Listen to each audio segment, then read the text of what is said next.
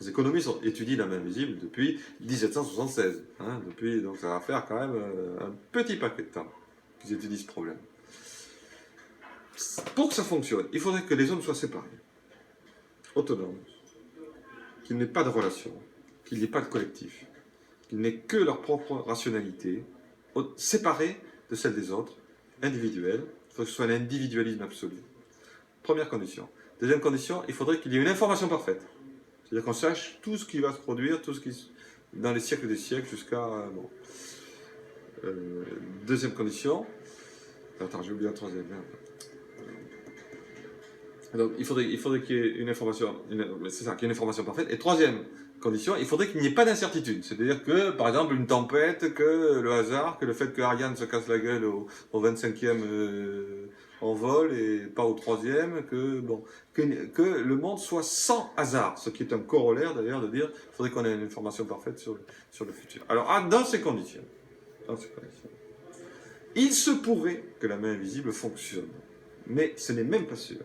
Car ce qu'il faut savoir, ce qui est extrêmement important, c'est que les économistes libéraux, les plus grands, les plus mathématiciens, les plus prestigieux, les prix Nobel, ont démontré depuis environ 25 ans que le théorème de la main invisible ne marche pas, que c'est une foutaise.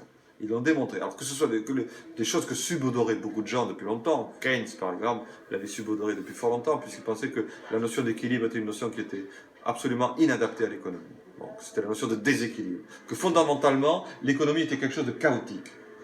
Mais les économistes, les purs, les durs, les méchants, les libéraux, les plus prestigieux, ceux qui sont drapés dans tout le prestige de la science la plus dure qui soit, ont dit, Gérard Debreu, prix Nobel en tête, on dit, il y a 25 ans, ça ne marche pas. Un marché, ça ne fonctionne pas. Ça ne conduit pas à l'équilibre, c'est pas efficace.